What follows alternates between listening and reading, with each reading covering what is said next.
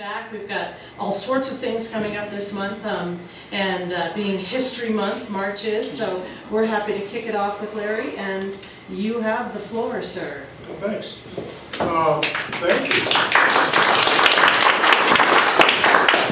Thanks for coming. We haven't done this for about 10 or 15 years. I don't know if you remember. This type of series started a long time ago. There was a lady named Ruth White, and she would have après-ski at the museum. It would have a theme, and it was mostly cocktails and food and après-ski with some posters. And we decided one time to celebrate the fire department, and of course a lot of the fire department came, and sure enough, that's the night the fire alarm went off. So we were left with an empty room. But that's how it started. It was quite successful many years ago, and it sort of faded out. So I hope we'll continue with it today. And I hope you'll continue with the series. We've chosen some topics, and hopefully they are topics you'll be interested in. And if you come up with ideas, please let us know, and we'll do that as well. Today, the series is called Myths, Legends, and Tall Tales. And it's appropriate that we do it here in the archives. After all, this is where some of those unfortunate tales are hidden and have been told. But this is where you find the facts. This is where you find the real material. And it's very important. And as Nina said, if you haven't had the opportunity, please avail yourself of the archives and find the real history. It's far more interesting, I think. The reason we have tales and myths is probably because we are storytellers. Humans are storytellers. And we often embellish what has happened, or we change it to meet our needs. And that's how myths eventually develop. Cultures that have had thousands of years of culture, they eventually try to explain themselves, who they are, where they came from. And some of those stories become mythological and legendary. So Aspen is no exception to that. A good example of what a historian faces is a simple little game that you probably played when you were in elementary school, or you paid a lot of money to go to one of those self-help seminars in the 1980s. I would whisper a little story to you, and you would whisper to him and him all the way through, and it would start out something like, Billy Jack rode his bicycle past the post office to the beach every day. By the time it got back there to the last gentleman, it would be Bill Jones, the postmaster, rode his Harley Davidson to the beach after work every day. And then I would come in the room and try to find out where the original story is, but by that time half of you would have left the room. And that's what historians are doing. We're trying to put the puzzle back together. It's a gigantic jigsaw puzzle, but most of the pieces are missing. So that's what we're trying to do. So what I like to do today is take some of my pet peeves and express those, and then maybe we can share some of yours as well. But again, this is the dilemma that we face, and this is the myth of the American West. If you take a look, we have created, the American West is really where our mythology is coming from. We're such a young nation, and so limited that, with the exception of the American Indian, who's been here for thousands of years, they do have their mythology, and they do explain things like how Devil's Tower was formed. That was a young maiden and a warrior, and they were being chased by a bear. And this spirit, as we call it, some sort of spirit, came and raised this column of rock. And the bear that was chasing them clawed the sides, and that's why Devil's Tower looks the way it does. Well, that's very, very understandable.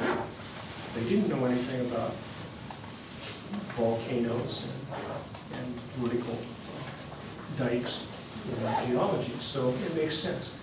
Today, we have created our myths in the American West. And they began around 1900, actually about 1890. Buffalo Bill Cody was an excellent example of that with his Wild West show. The dime store novels began to create a vision of the American West that was very, very different than the reality of the West. A good example would be the gunfight at the OK Corral. Everybody knows about that one, right? Wyatt Earp and Doc Holliday. And the problem is there was never a gunfight at the OK Corral in Tombstone. It never happened. There was a gunfight in Tombstone. It was 2 blocks down the street, over a block, in a vacant lot between a couple of buildings. But, as a newspaper reporter from the East who is out trying to write about something, how do you expect your editors to print your work? Maybe we'll add a few things.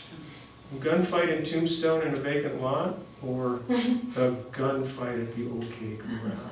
And that's how our stories start. Aspen has its own sets of stories, and we have a few. But to find the accurate story, you need to find the proper sources.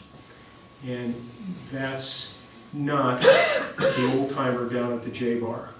That's not a proper source. It's not your grandfather. Your grandfather may tell you a great story, and it's based on fact, but he's probably embellished it to make you think it's a great story. So we have to go to source material. For example, the city ordinances of Aspen is a good source material. We have today a phenomenon where we have so much information available to us digitally and through the internet that unfortunately most of it is not vetted. It's what we call cut and paste history, where people are simply taking something they found somewhere and they're pasting it and putting it into some sort of material, and they're posting it. So a lot of the information that you find today is not correct. If you want to take a tour of the Smuggler Mine and you go online, you may find this. There are several sites that say the Smuggler Mine is 1.5 miles from City Hall in Aspen at the top of Imogene Pass. Well, there is a Smuggler Mine at the top of Imogene Pass, but that's the Smuggler Union Mine in Telluride. But now it's on the internet, and a lot of people will now repeat that, and now it's on several sites. So you have to be very careful with your sources. Fortunately, some of the data has been digitized. We have available to us now mining publications, professional magazines. We have old maps. A lot of library and archival material that's been hidden away for so long is now available if you look in the right places. But you need to be very, very cautious. Newspapers, for example. Probably the most popular site that we have in Colorado right now for history is the Colorado newspaper collection. And all of the Aspen Times newspapers, all of these 6 or 7 newspapers that were printed in Aspen are now digitized, and you can look them up and you can search through them. But a newspaper is an incredibly poor source of material. It's excellent for giving you the date and the names and the places. But the details, think about it. When a newspaper man came to a remote mining camp, he didn't have access to the wide press. He had a blank page, and he had to fill it. So if he hears that there is a mining discovery of a 6-inch vein of silver, by the time he has finished an entire front page, you're going to think that we have discovered the Comstock Lode. So you have to take that with a grain of salt. So that's a great spot to start your research, but it stops there. So let's do some myths about Aspen. This is a forest farm. The Native Americans, the Ute Indians here, There are some misconceptions about them. One is that, well, first, before we start with the fire, one is that the prospectors came here in Indian territory. The first prospectors entered Indian territory. And that's not true. The Bernal Treaty of 1868 put the imaginary line 8 miles west of here. This was not Indian territory. But does a Native American know where an imaginary line is? Do you know where that imaginary line is? No. But you do know where natural barriers are, like the Continental Divide. So to the Ute Indians, that was the border. To the prospectors on the other side of the mountains, that might as well be the border. So they couldn't come in here because logistically it didn't make any sense until such time as they had justified reason to think that there was silver here. And we'll figure that out next week when we do geology. So that's one misconception with Native Americans and prospectors. One of the constant things that we find about the area is that the Ute Indians, when they saw the prospectors coming, they set spite fires to the forest to burn the forest down so that there would be no timber and to lay barren the land so it wouldn't be useful. And that's a constant story. For a very long time, we were told that the Big Burn in Snowmass was an excellent example of a spite fire set by the Indians. Well, that's interesting because we can actually document when the Big Burn happened, and it happened in 1891. Well, that's 10 years after the Ute Indians were removed from Lincoln County, actually from the state of Colorado. So that doesn't quite make sense. But it does make sense if you want to blame the Indians on their misfortune and take advantage of them. They don't know how to use the forest properly, they're burning it. Let's get them out of here. We can use the timber instead. So it's a justification. And that's frequent throughout America. Now that doesn't mean that the Native Americans didn't burn the forest. They did, just as we do today. Today we call them controlled burns. Back then they would take a valley floor and set it on fire. Because within a few years there's nice fresh grasses. And what are they hunting? The animals that eat those grasses. The elk, the deer. Well, it makes sense. So, but civilizations have done that type of burning for thousands and thousands of years. But it's a justification to remove the Indians. The other interesting thing that happens is the Indian curse. I don't know if some of you have come across this. There is a fiction book written about the Crystal River Valley up around Carbondale, and it talks about the Indian curse. There are Indian curses around here. When the Indians were removed, of course, they put a curse on the land. And in the Crystal River Valley, they said no one would ever make any wealth out of the valley. Except for Charles Osgood, who was one of the richest men in the United States for a brief period of time. He hung around with the Vanderbilts and the Morgans and those types of folks with his coal mines.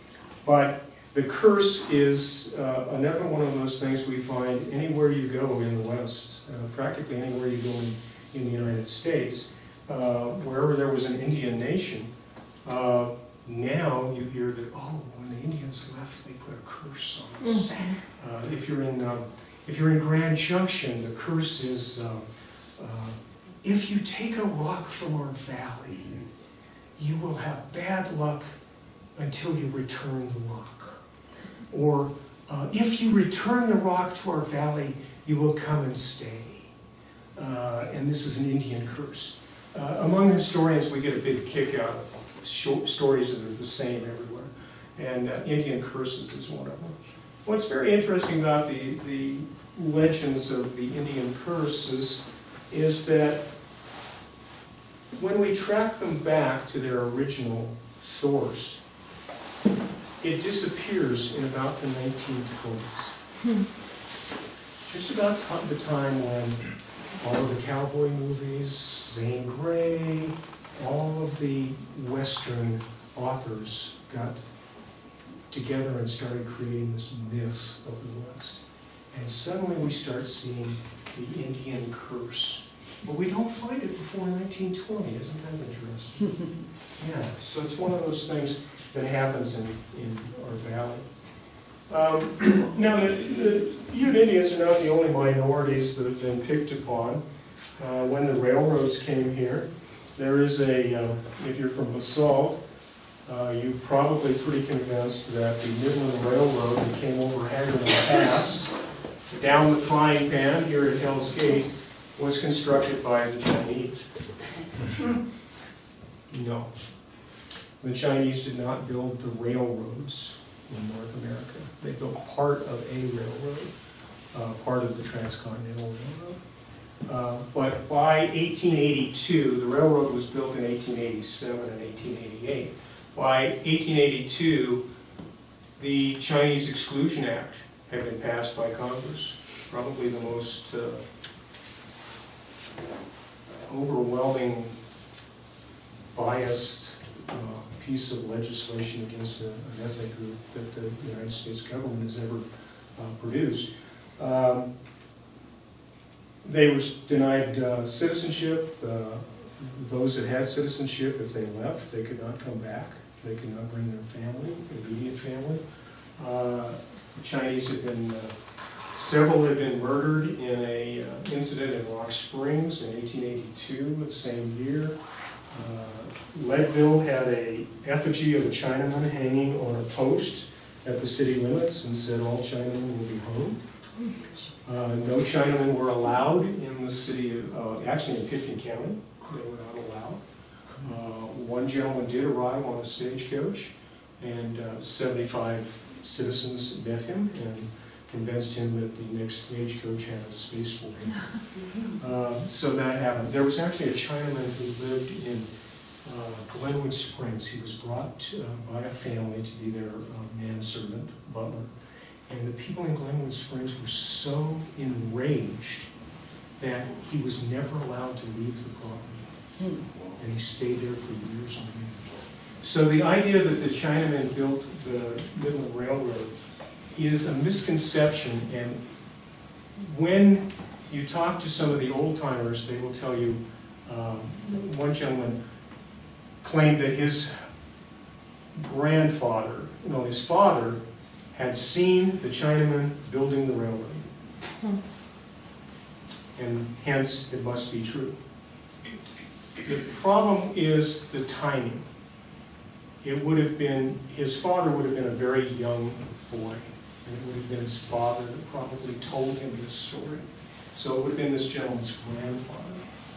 And yes, there were work groups of Chinamen along the Midland Railroad, but not until 1916, when they built a power plant in Glenwood Canyon, the Shoshone Power Plant.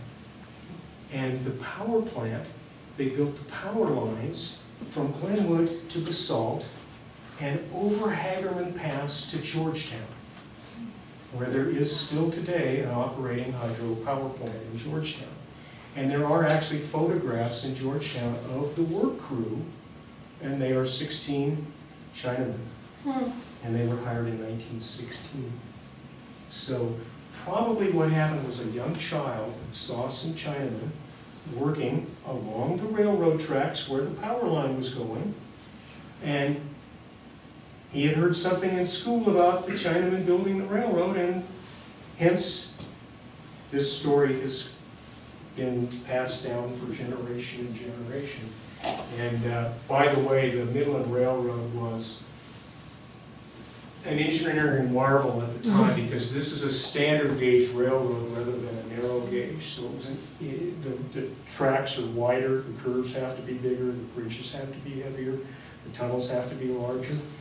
So everything that was happening on the Midland was reported daily in the Leadville newspapers. They had reporters there on site all the time.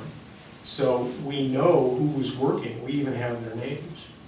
There's another story told about, well, one of the work trains by Ivanhoe Lake flipped over on its side, and all of the Chinamen were killed, and they secretly buried them next to the lake. Well, there was a work train that fell off the track, and there were several men killed. And we have all of their names, and we have all the names of the injured men who were taken on the train back to Leadville. And they were Italian, because it was the Italians who were hired to build the tunnel up at Ivanhoe. So we know. So you see how we have an element of truth, but we have put our biases or seen something or misinterpreted, just like our little story that goes around. So that's one of the things. That still does not explain why the J-bar is Oriental Victorian. Of all things, Oriental Victorian. And it predates the popularity of Oriental Victorian. I've been told, somebody had to tell this story to me, about the 3 Chinamen that came to Aspen, and they put this together in 5 days, and then they left. Can't substantiate it. But it is kind of curious. If you may not have ever looked at the J-bar quite that way, but if you look at it, it's definitely Oriental all the way through. And notice the bar doesn't look like it does today.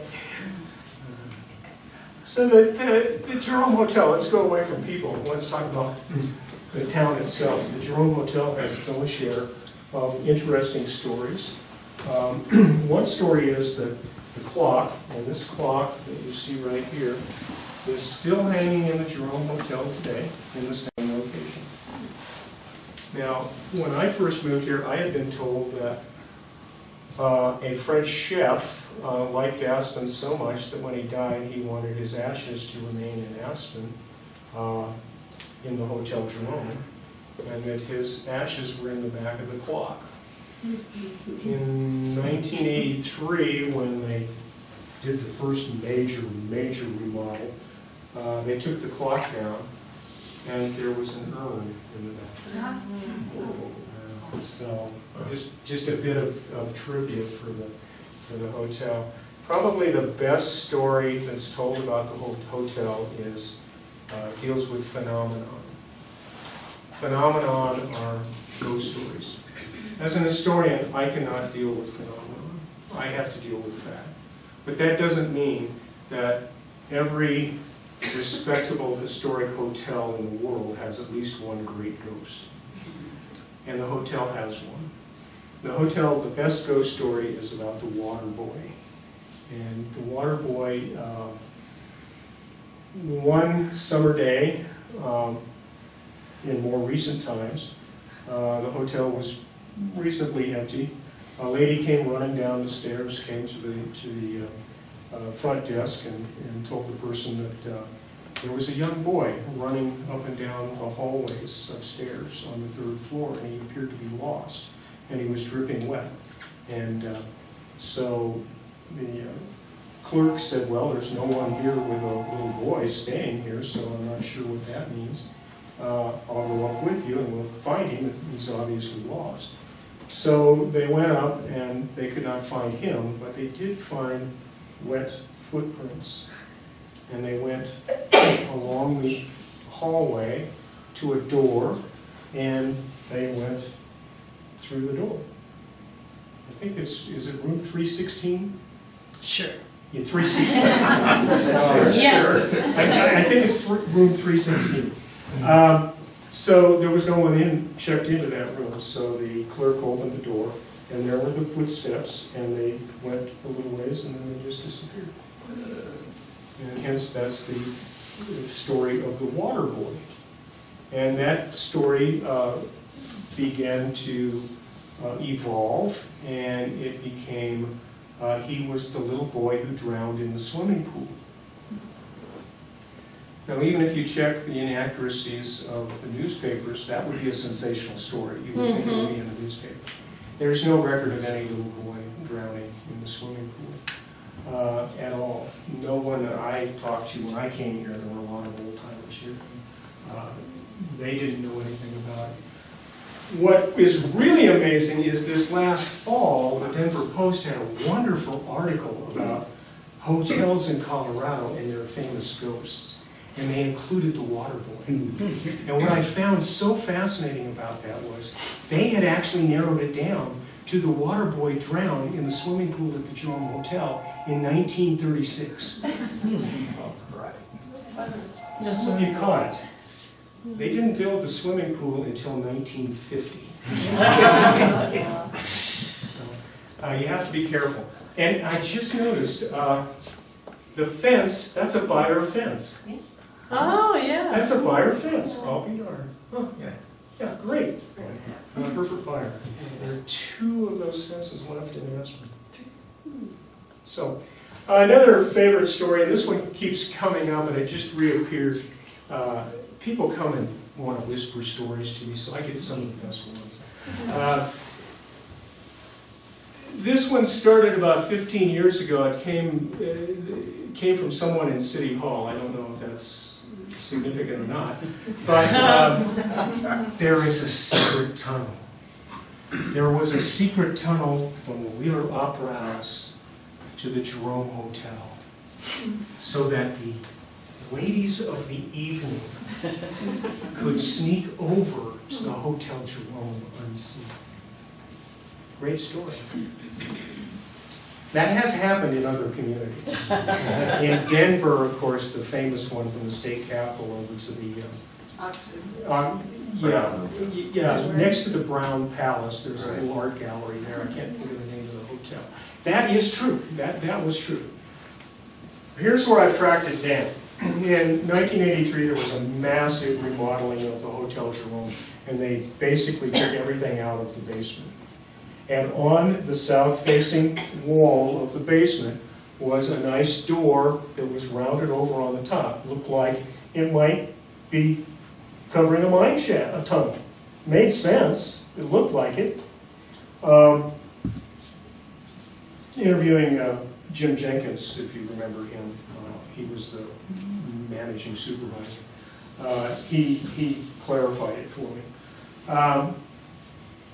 In the old days, you had on the sidewalks these metal plates that would open up, and you could throw the coal down in them, and it would be behind the big door, and you could open it up.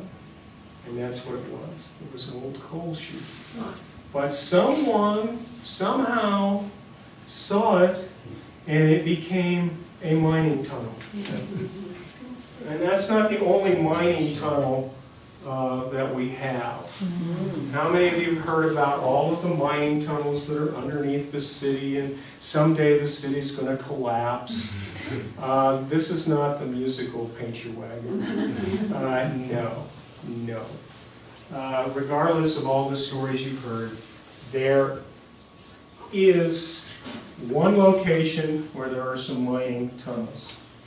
These 3 right here. Now, this is the Roaring Fork River, this is Aspen Mountain, and this is Smuggler Mountain. This is the Smuggler, and here's the Molly Gibson, and this is what we call the AJ and the Durant. In the heyday of mining, there was an incline from the AJ down to the 6th level of the AJ. That's 600 feet below the river. And then there's another one and another one. These are about 100 feet apart. So even though it's the 6th level, it's probably about 390 feet because it ties into the 8th level of the Molly. So this is the one that goes all the way across, and this one. This one is disjointed, and it's disjointed right here. But there are 3 tunnels. However, They are stacked one on top of the other, so one is lower than the other, because they're following the contact, the silver contact. So they're not going to be over here and over here. They're on top of each other. And those are the only tunnels under town, regardless of what you've heard at the Red Onion. So that's what happened. Those were filled with water in 1918 when these pumps were shut off. So it's been filled with water ever since. So you may talk with some old timers and they claim that when they were younger, they used to walk from one mountain to the other. Well, they'd have to be pretty old because they've been flooded since 1918. And in fact, this part right here collapsed. And some of you might know, do you know where Glory Hole Park is? Yes. Glory Hole Park is underneath the town. This is a mining map inside the Hotel Jerome. They have the best mining map in the world. This is incredible. These show some of those tunnels and workings that are underneath the town. And the 3 tunnels are, Is it backwards or? we've got that one, and I'm going to have to get a better view. This one and this one. And those are the 3. The others don't connect and they're interconnected. But you see this big gray area right here? That's called a stope. That is the body of ore underneath that they found, and they removed that body of ore. So there's a big hollow spot under there, as there are in the mountain. If you notice, go backwards? Yeah. These are all hollow spots in the mountain. This one's 200 feet across and 700 feet deep. You're skiing on that. So, if you look, this is Ute Avenue. Here's the Colorado Mill, and here's original. So the original comes right like this. In 1918, this started to get surface water from an irrigation ditch on the surface. And in 1918, this stope collapsed. And that's why it's called Glory Hole Park. That hole started to grow and grow for quite a while, and became quite large. It took 2 ore cars filled with ore. It did not take a train engine. Had it taken a train engine, they would have gone after the train engine. It would have been worth more than the ore. It took 2 ore cars, and it was said that the 2 ore cars, one was from the Denver and the Rio Grande, and one was from the Midland. So it wasn't discriminatory, I guess. So the pumps were shut off in 1918. Glory Hole Park happened in 1918. Elizabeth Oblock, who you might know as Elizabeth Sinclair, she passed away many years ago. She was a little girl, and her house was down the tracks, down over about here, and she had been sent out that morning to go to the railroad tracks and pick dandelions, leaves for dandelion salad. And she told me about how she heard this huge rumble, and all she could hear was the rumble, and she looked up, there was a cloud of dust, and the next thing she knew, there was a big hole in the ground. So she was an eyewitness to the Glory Hole Park. The park stayed that way for quite, The park stayed that way for quite some time. This is in about 1950, and it had grown quite big. In 1956, the city put a notice in the newspaper, no more dumping of trash in the Glory Hole. Someone has bought the property and they're going to put a motel. And there was the Glory Hole Motel, which is around the corner right over here for a while. But that's Glory Hole. Kind of a fun story. And if you look at this old photograph, Glory Hole Park today is right about here. This is where it happened. This is part of the AJ. And the tunnel that we were talking about actually went this way for a little while to about Hopkins. City Market today is right here. Okay? And This is the Garfield School. And the Gant is located over here. But the tunnels actually went this way. They actually kind of made a slight curve, and then they went to the mall right there. So that's the only tunnel that you're going to find. And it's so deep, we don't have to worry about contractors hitting it. I will mention, though, about every year and a half or 2 years, I get a phone call of someone in town doing a remodel or a construction job, and they call me and they say, we just found a mine shaft in town. We've got this mine shaft, we want to know the name of the mine, and we don't know how dangerous it is, what should we do? Can you help us? Well, I have a series of questions. Is it about 6 feet, maybe by 4 feet, maybe 5 feet by 6 feet, something like that? Yes. Have you dug down? No, we're scared. We don't want to go down. But it looks like there's some rusted bottles or rusted cans and some knives. And I said, well, do the sides look like big timber, and they're about the size of a railroad tie? And they go, yeah. And I said, I haven't been on that property. I know the property. Is it near the alley? And they go, yeah. And about that time they figure it out. Sometimes they hang up. Sometimes they listen in disbelief at the congratulations on finding the outhouse. So that comes up quite often. That's one of our fun things. There's some stories about, you may have heard about the biggest silver nugget ever mined on the planet Earth. Supposedly it has come from the Smuggler Mine. And for years and years we've had this photograph of 3 huge nuggets of silver ore. Now, the largest silver nugget we've determined was 2,060 pounds. It was trimmed to 1,840 pounds, and one of those pieces is actually here at the museum. A little tiny piece of that nugget, at least we're pretty sure by the provenance. The problem is that these 3 nuggets that you see right here do not add up properly. I think there's 2,200 and some odd, 2,300 pounds. And there isn't one that weighs 1,800 pounds. This one's 1,300 pounds, 425, and 580 pounds. So it doesn't add up. So this is not that nugget. But we have another, I should also point out that in one history book, this photograph is used, and it says, silver nuggets from the Smuggler Union Mine in Telluride. Oh. That's City Hall, folks. Yeah. And if you blow this up, it says Smuggler Mining Company. And the Smuggler Mining Company was across the street from the fire department. The fire department that we have today.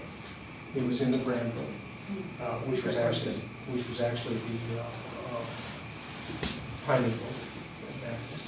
So the problem is this nugget has been controversial because this one says largest mine, 1,840 pounds, and it says Charles Hallam. There are 3 photographs of this that are widely distributed. One says this is the nugget that was mined from the Molly Gibson, and that's where the problem has been for quite some time. One doesn't have any writing on the bottom, and the other one says S.I. Hallett. Well, S.I. Hallett is important because S.I. Hallett was Samuel Irving Hallett, and he was the mining supervisor of the Smuggler Mine. Now, I just recently found in a mining journal a letter to the editor, and it said, by the way, I read your article about the Smuggler Mine, and I'm the one who took the photograph. S.I. Hallett. So, it's most likely that this is the big nugget. Now there's a controversy too, because the Molly Gibson takes credit for having a very big nugget. Theirs weighed either 1,780 pounds or 1,870 pounds, depending on which way they transpose the figures. 1 year before this was mined, the Molly Gibson brought out a huge nugget of high-grade ore, which had native silver on 2 sides. That's where the controversy is. They did have the biggest nugget for about 6 months, until this one was pulled out of the smoke. And their nugget was not pure silver. Their nugget was high-grade ore. So just some little, these things just bug historians like crazy. So That's pure silver there? that is pure silver. That is pure silver. And that nugget was probably worth about $21,000 when it was pulled out. That nugget was smelted down. Now, these nuggets came from the same location. Because where this nugget was located was in a very high grade ore pocket and a small vug. A vug is a hollow spot inside the mountain that's natural. And usually in Aspen, if you can find a vug, you'll find a lot of rich ore, wire ore, and native ore. And in this particular case, this nugget was located in a small vug. And it was hanging in the ceiling in the back. And the ribs had other nuggets. And David Hyman and T.A. Rucker, who's a mining engineer of very good credentials, claims that, there we go. Claims that in addition to the biggest silver nugget, they pulled out 7.5 tons of high-grade ore and other nuggets. So these are some of those other nuggets. It's taken about 10 years to figure that out. That's the story on there. Larry? Yes. Remind us where the Molly Gibson mine was. The Molly Gibson mine was right below the smuggler. Yeah, it's right. Yeah, it's the smuggler. The smuggler is right. Here's the Cohenhoven. Here's the smuggler, and the Molly Gibson's right next to it. When you go on the Smuggler Mountain Trail, right there when you make the turn where the Parks Department has kind of a little placard, right about there is the edge of the Molly, and then the smuggler is next to it. And they're budded. The claims are budded like this. The claims are rectangular, and they're budded like this. So they're not like that. So the Molly is down the mountain, and the smuggler is just slightly. Yeah. So. Another story that some of you may know about this, the Silver Queen statue. This was constructed in 1894 to go to the World's Fair. Actually, it was constructed to go to the Pueblo Mineral Exhibition Hall and be exhibited next to King Cole of Trinidad. But it was also designed to go to the World Fair in Chicago. She was brought to Aspen to help pay for her, because the citizens didn't quite raise as much money as they said they would. And she was put on display here for a few months ahead of that. She is not solid silver.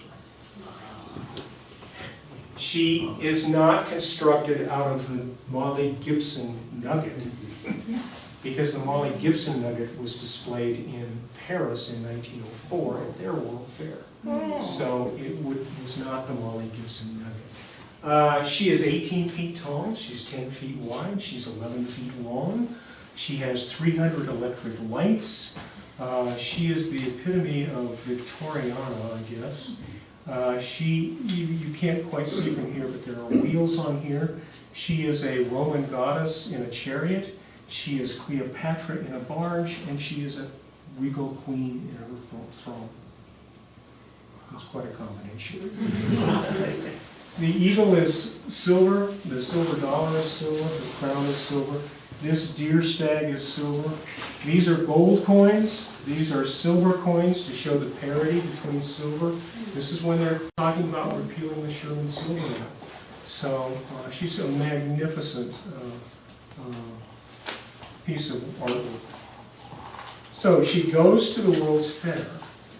After the World's Fair, she's taken apart and she's taken to Pueblo, to the Mineral Exhibition Hall in Pueblo, where she sits on one side of the stage and King Cole sits on the other side of the stage. This is a massive building, big as a football field. And the Mineral Exhibition Hall was where they had planned to have a central place in Colorado where you could buy and sell mining claims, mining stock. You could buy mining equipment, it would be on display. It was a place for entertainment. The stage that was between them was so big it had a waterfall in the background. Beautiful place. Total failure. Because the Silver Act was repealed in 1894, and so silver mining, in fact mining in general in Colorado, had a tragic downturn. So the question has always remained, what happened to the Silver Queen? The Pueblo Mineral Exhibition Hall was torn down in 1941. So we've had stories. Oh boy, do we get stories. She was sold off to a collector in California, and she's sitting in his basement. She was packed back in her 16 boxes and shipped to the State Historical Society, and they put it in one of their warehouses, and she's hidden in some sort of warehouse somewhere. Ha! Museum folks can... We find stuff once in a while.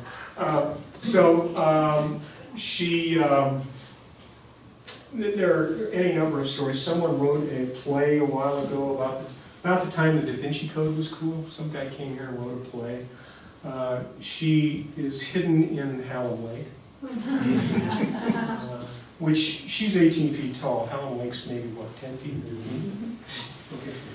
So there are any number of stories. No, it's kind of tragic. The Pueblo Mineral Hall was a financial failure, and it wasn't very well built. They had some pretty hefty heating bills. Over the course of time, the Mineral Hall staff would take the valuable pieces and send them to Leadville and have them made. So I don't have time. We could spend 2 hours on the Silver Queen. We have other photos, and these coins are gone, the deer is gone, the eagle is gone, the display pieces are gone. So we have over time, and we have one photograph in 1941 of looking down from the roof down toward the stage, and off to the side is this boat. Now, if you like conspiracies, they built 2 Silver Queens. One is made out of paper mache, and the other one was stolen between Chicago and returning to Pueblo. And there's a large group of people that have created this great conspiracy. Because there is a photograph of King Cole in Pueblo, and the Queen is not there. So she was gone for a while they made a paper mache. A lot of improper problems with that. First place, there was not that much silver. And from the time they started this statue to the time it was completed, the silver in it was worth less than half. And it was continuing to drop.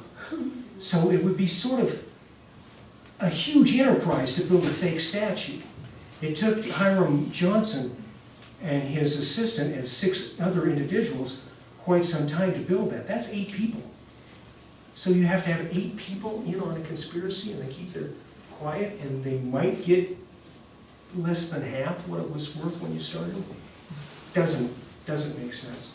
So, but aren't those great stories? This is a the mining belt of Aspen. And again, this is Smuggler Mountain, and this is Aspen Mountain, and this is underneath the town. There are claims, but there are no mines. You can have a claim, it doesn't mean you have to mine. But one of the things that's kind of fun is, how do mines get their names? And do you know how many?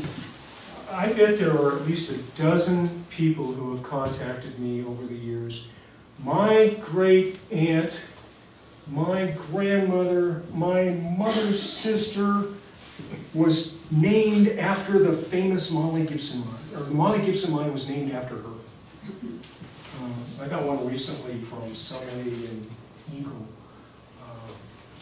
My great grandmother was the Molly who the Molly Gibson was named after. And I worked on the Reagan administration, and this is what my father told me, and I worked in the Reagan administration. For some reason, that gave her credibility. I did track the names and the dates that she gave me, and her family lived in the Eagle Valley, and they were never here. So, but think about it. The most popular story on the Molly Gibson is that the mine manager named it after his wife's sister. Why wouldn't he name it after his wife? I'm not too sure. But here's the problem. When you lay out a mining claim, you give it a name at that time. You don't have a mining manager. So that doesn't add up. It wasn't named after a mining manager's wife's sister. The Smuggler Mine, people want to know, how did the Smuggler Mine get its name? Haven't got a clue. But I can tell you that the Smuggler Mine was an extremely popular name for mines. We have the Smuggler Union in Telluride, we've got the Smuggler Mine in Lake County, we've got the Smuggler Mine in out by Netherland. I've come across at least 7 major smuggler mines in Colorado. So it was very popular. For quite some time, the Little Nell had this little PR thing. The Little Nell is named after the Little Nell mine, which was named after a popular Aspen madam. Well, the madams were here when the prospectors were. They came later, and they only came once there was cash. So, and here's the other problem. The Little Nell, the Nellie, Nell, that's also a popular mine. You'll find the Little Nell or the Nellie or the Nell in practically every mining district in Colorado. It's interesting. During that period of time, there was a very popular book by Charles Dickens called The Old Curiosity Shop. And many miners read it and loved it.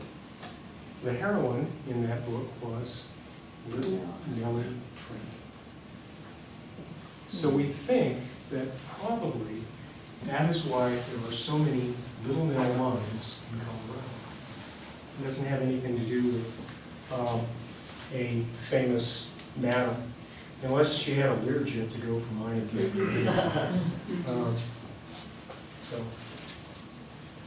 houses, real estate, one of my favorite.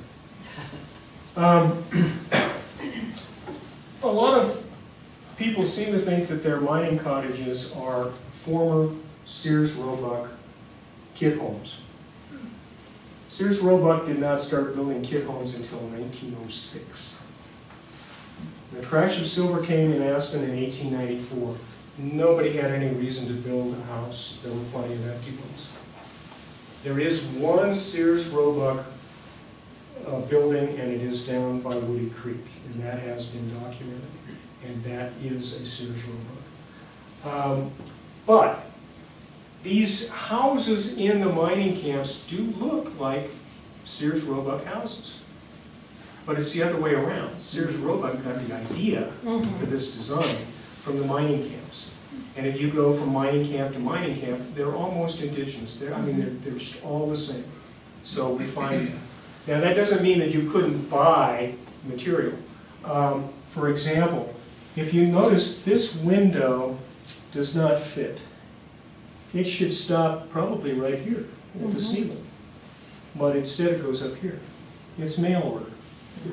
You can mail order and buy those pieces. So it's slightly off in this design.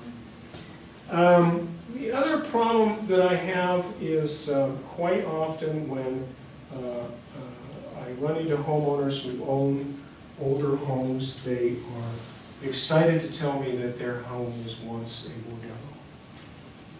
I don't know if that's a real estate agent's thing or what, but it seems that they want to make their homes bordellos. It seems to raise the price, I guess.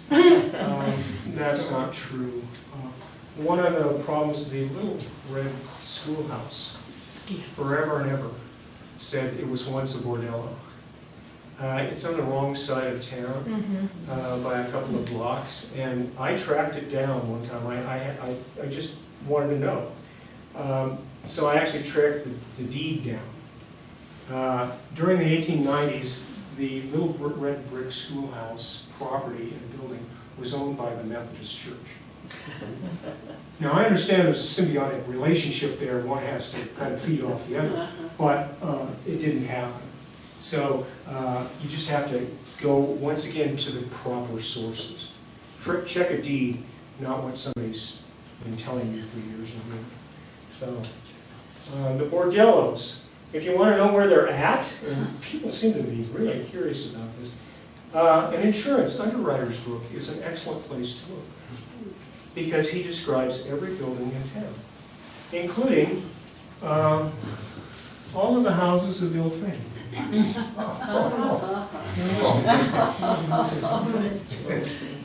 Now, if you don't know where the houses of ill fame were, they were on Durant Avenue, on the 300 block and the 500 block. And that's where they were located. One of the mythologies of the West, and this audience is old enough to appreciate the old television show Gunsmoke. You remember that? There was a saloon, but Miss Kitty had something going on upstairs. It was pretty evident, right? Not likely. That's not practical. Gamblers need cash. Ladies of the evening need cash. They're competing against each other. They're in different facilities. In Aspen, the bordellos, the red light district was on Durant. The saloons were on Cooper Avenue. They were separate. In fact, if you read the ordinances, you'll find that no female shall be allowed to dance in any downtown hall where liquor is served. She can't serve liquor in a place, etc. It also says where that operating a bordello or any structure like that is illegal. But it was clearly understood that as long as it was east of Galena Street and north of Cooper Avenue, it was okay. Now keep in mind that it was illegal, but it was taxed. When Aspen was incorporated, saloons were taxed, gamblers were taxed, gambling tables were taxed, and ladies of the evening were taxed per inmate. I don't like it. My grandfather used to call them sporting ladies. Yeah, that's a house with sporting ladies. The reason they were taxed, cash.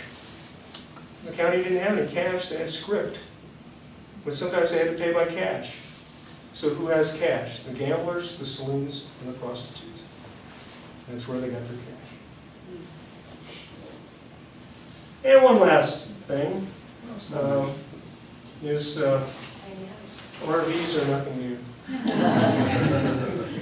When we move houses around and remodel them, it's pretty big endeavor. And in this case, you can see they're moving a small house. It is said that when Ashcroft began to go down in status, that they waited for winter. And once the valley had frozen nice and solid, they took the houses, put them on logs, and slid them down the valley to Aspen.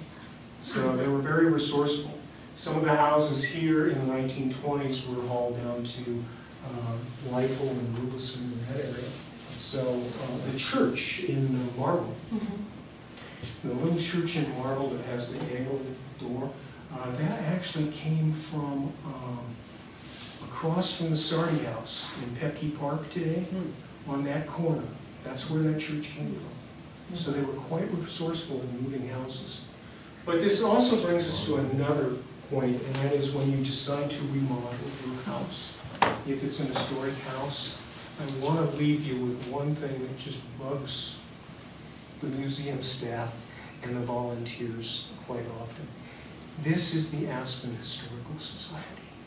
If you want to remodel your house, you have to deal with the Historic Preservation Commission. Even the newspaper recently had an article about someone wanting to, he was going to come with his plans to the Aspen Historical Society and get them approved. No, that's not what this is. The Aspen Historical Society is where you can find out about your house. We can tell you who lived in it, how many times it was. We can show you the maps that it was in it. But please, please, if the next time you're at a cocktail party and someone's telling you about the terrible Aspen Historical Society that wouldn't let you paint your barn green or put a garage on, please, please do us the favor and stop that myth and explain to them that that is a government institution and not a historic institution. This is where you'll get the information, but they don't have to do that. Not that they don't work together, I'm sure. Those people come over quite often and learn about their communities. So I wanted to leave you with that one. Did I? Yeah, yeah. I have a question for you. If you take, say, the scientific method as an example, okay, and you can have a theory, okay, you can do experiments, you can prove that theory, okay, and you can use either inductive or deductive processes, okay. And if you're using inductive processes, one time that that theory doesn't hold up negates the theory. Okay, you have illustrated in a number of cases, dates don't jive, whatever, which is fine. So what I'm saying, you can possibly negate through myths of certain historical stories. Okay, and you can negate them through timing or through historical documentation, but how do you document the positive? Because in other words, if there was a Chinese community here at that time, who's to say they didn't build the railroads? In other words, you can say, well, there were no Chinese immigrants or you know, in Rolling Fork Valley way back when. Not that there was any birth certificates or anything else. But if there were, how do you ascertain they did build the railroad? And that's just going by like sensationalism of the newspapers. You know, I'm not questioning your accuracy, I'm just saying how does one in general do it? Well, what you have to do is, when you receive information, you hear a story, you have to process it with the knowledge you have. And hopefully what we've done here is showing you that there are ways to do that. And process it and come up with the correct story rather than the one that is imaginary or doesn't quite hold water. And so that's how we would do it. And that's another way we do, you mentioned census data. Census data is okay up to a point. It was about as accurate then as it is today. It's very difficult. For example, if a nice young lady in the West End, or in the East End, West End, is doing a part-time job as a census taker, it's not likely she's going to go to Durant Avenue between Galena and Spring Street and interview the ladies of the evening for census data.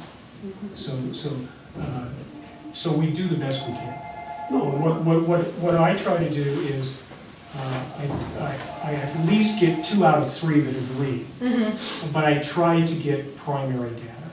And you have to be even cautious with that, because even when you read personal letters, you have to remember that they are subjective. Sure. And you also have to remember when you have written interviews or oral interviews with older people, that they are nostalgic.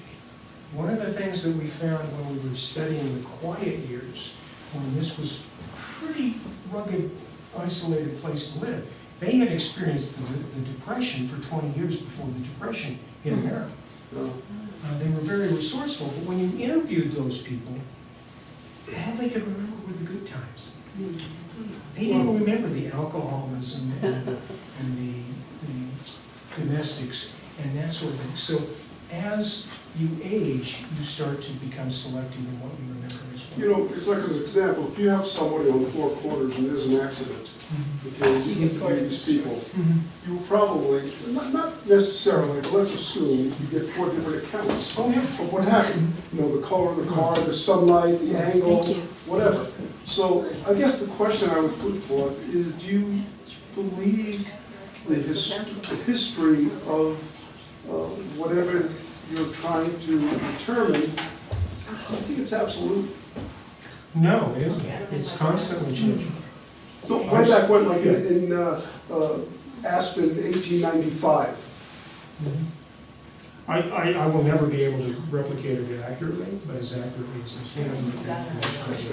And that's what we try to do. That's what we try to do. This is about the glory hole, stove that caved in. The pond that's there now, is it hundreds of feet deep? No, that pond, that was all filled in. I see. That pond is actually from water coming out of the lower Durant. That But actually it's not comes. part of the cave-in from the stove? No, it's what's left over, the water, that was a natural ditch up there. What they did is they brought the Ute Springs and the water coming out of the mines, and they distributed it through town like we do in the West End. And what had happened was, a few weeks before the collapse, someone had changed the direction of the ditch, and it got into some shale.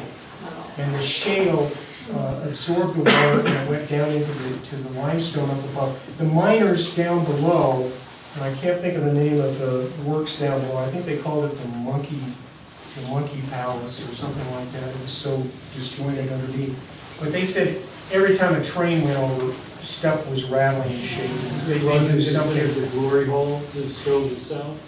Yeah, the glory hole is, Was. well, yeah. Over.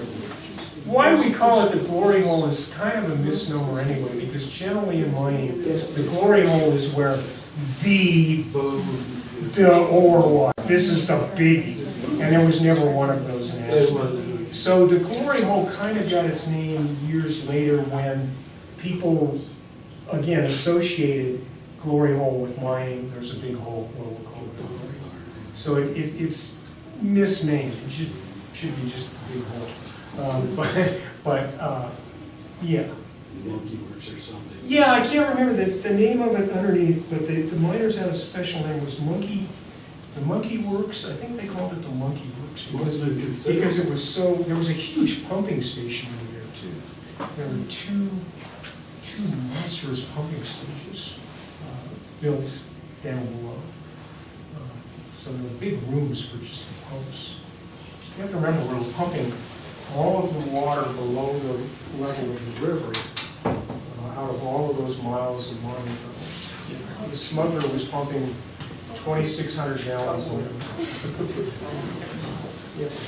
Of course, I don't know if this is a legend or myth or a fact, but 30 years ago I was working with someone who said, this is about skiing, his parents, back in like around 1950, to get up Aspen Mountain went up a elevator in a mine shaft. Yeah. They went up a ladder.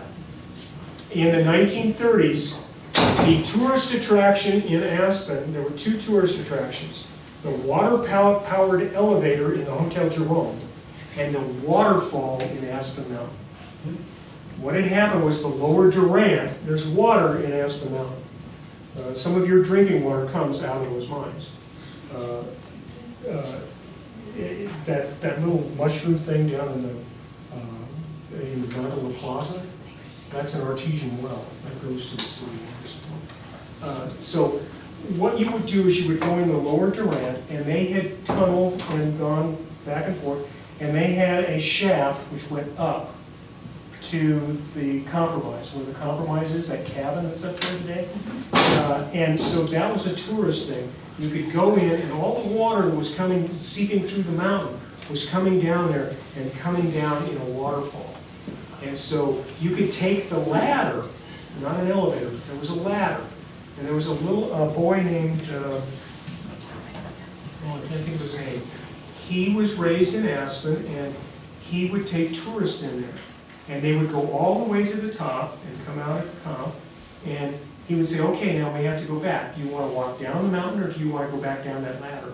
And he said almost invariably, they always wanted to go back down the ladder. Yeah, which is kind of cool. Yeah. So, and that same tunnel was used perhaps for illicit use during Prohibition. And it was also where the hunters would they would shoot their game, and they'd hang it in there for a few days because it was nice and cool.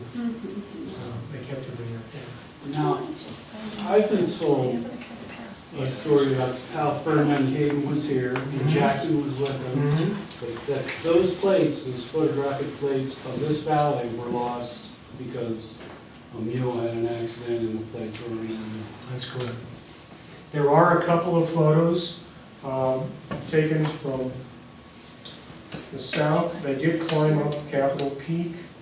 I believe they were up near Cathedral, somewhere up in there. According to their diary, that's where they went. And then they came down Rock Creek, which is now the Crystal River, and then they came up. And yes, William Henry Jackson, the mule, slipped, and he lost many, many plates. So some of those plates, it's too bad, because the plates that we do have I've are never heard that amazing. before. And yeah, photographs were taken by Glassman. In the diary, does it include the location of that? It doesn't talk about the exact location now. I don't know where that was. I'd have to go back and read it again. But he does have a diary of the expedition, and they did come up here. Whether they actually made it to Aspen, he probably didn't, but he had so many people on the party, and they would go out for days at a time. And they did describe this geology, which is an excellent segue to next week. We're going to talk about geology, but we're not going to use any of those fancy words. We're just going to say this is a pretty mountain and this is how it got shaped. And then we're going to lead you into the question that I'm always asked, especially at the smuggling mine, is, well, how did they know there was silver? And what do you look for? And that's what we'll do next week. Was that diary published? I believe it is. I've got a manuscript of it that I downloaded. The monographs, it's in the monographs, but I don't know that it's as detailed as what I've read. Because the monograph talks about how they came over what is now called Lake Creek Pass, but it was called Red Mountain Pass. See, they went around, they left Leadville, they left Twin Lakes, and they came over past Peak Gulch on the other side, and they went over into Gunnison, and then they came around the Tallow Peak, and then they went down to where Gothic is today, and they came to Rock Creek, that's what it was called, which is on the Crystal River. And they came down to where Carbondale is, and they came off the town. And we do have the. Yeah, I think we'll maybe we'll bring one of those out. Okay. Like, they're big. Yes, they have, right? When we finished the Jerome block, Right. the 18, Thank like you. 18, 19, Yeah. we had most of it on our shop. And we found on the back of some of the drawers and so on, lots of English names. We also found some Oriental script, whether it was Chinese or Japanese. That's interesting. Yeah, it's very interesting because it's a mystery. Yeah. It just doesn't make sense. How And did they were it that get- equal. Was it shipped in from somewhere else? We don't know. No, I didn't. Yeah, Jerome had access to, see, Jerome finished all of the finishings, he's the one. Jerome never built the hotel, he just took it over. Well, you know, the mirror in the main lobby came from the hotel in Denver. Yeah. And the mirror in the dining room behind it Yeah, the came brown from the house. hotel in Denver. And, The mirror- Just brought those in. Right, right. The mirror in the lobby. The mirror, With the mural on it now, Oh, Jerome? yeah, that one That came- came from Chicago. that came from From Chicago. Yeah, that was the Something Palmer else. No, wait. Palmer Palmer House. House. The Palmer That's how House. things get, Palmer that's how Yeah. myths get Yeah. started. It was, I was interested. it was Palmer the, House. it was the tile for the old jail. The jail from the Brown House. Did you lose something? Black and white striped gloves. If you, I do have kind of a reading list, it's just a general Western history. One of them's titled, "It's All Your Misfortune and None of My Own."